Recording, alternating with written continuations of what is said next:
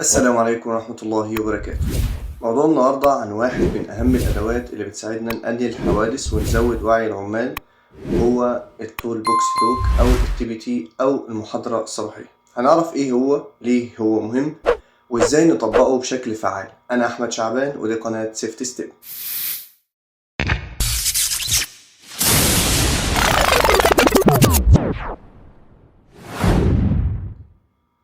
إيه هو الTBT؟ هو اجتماع صباحي بسيط قبل بداية يوم العمل، هدفه مناقشة الأخطاء اللي حصلت، التحديات، إزاي نتجنب الحوادث. ليه الTBT مهم؟ بيحسن وعي العمال بالمخاطر اليومية، بيساعد على خلق بيئة عمل آمنة ومنظمة، بيقلل تكرار الأخطاء اللي ممكن تسبب حوادث كبيرة. إزاي نحول الأخطاء لفرصة للتعلم؟ السنادة للأوشا. الTBT جزء من أدوات التواصل الخاصة بالسلامة اللي بتساعد على تحسين الأداء. إزاي نعمل TBT فعال؟ خطوات بسيطة جدا. أول حاجة بنحدد الموضوع بناء على الأخطاء اليومية، بنراجع قائمة الأخطاء اللي لاحظناها في الموقع اليوم اللي قبله. خلي الموضوع عملي وبسيط، قدم أمثلة حقيقية من الموقع نفسه، خليك واضح في شرح المخاطر والإجراءات. خلي النقاش مفتوح، اسمع تعليقات العاملين عن المشاكل اللي شافوها أو توقعوها.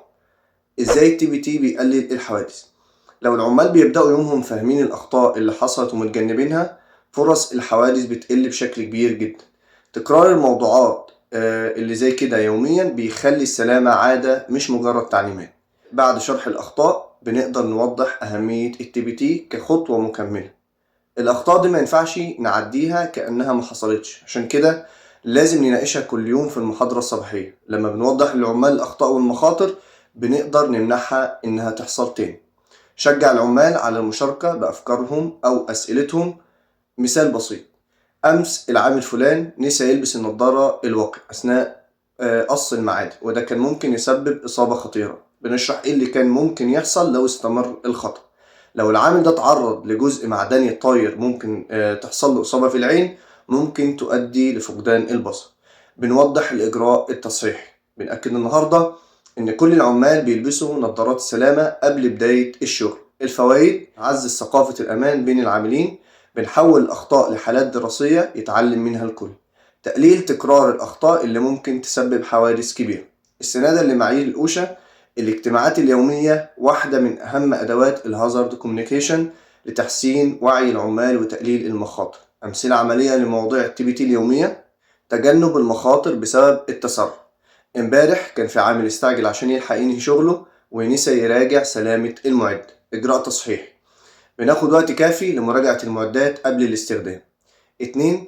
ترتيب المواد في أماكنها الصحيح. امبارح كان في كابلات كهربائية متشابكة في بعض على الأرض، وده كان ممكن يسبب تعثر. إجراء تصحيحي: بنخصص أماكن محددة للكابلات وبنرتبها كويس. العمل في المناطق المرتفعة. عامل كان شغال من غير تثبيت الحبل على الهارنس، وده كان ممكن يسبب سقوط خطير. إجراء تصحيحي: بمراجعة معدات الحماية قبل الصعود لأي مكان مرتفع. النصيحة الأخيرة: ابدأ يومك بوعي وخلي المحاضرة الصباحية عادة يومية. دايما خلي السلامة هدفك الأول، وتذكر إن الوقاية خير من العلاج. دي كانت حلقتنا النهاردة من سيفتي ستيب. لو عجبكم الفيديو اعملوا شير علشان الكل يستفيد، وتقابل قريب في حلقة جديدة إن شاء الله. السلام عليكم.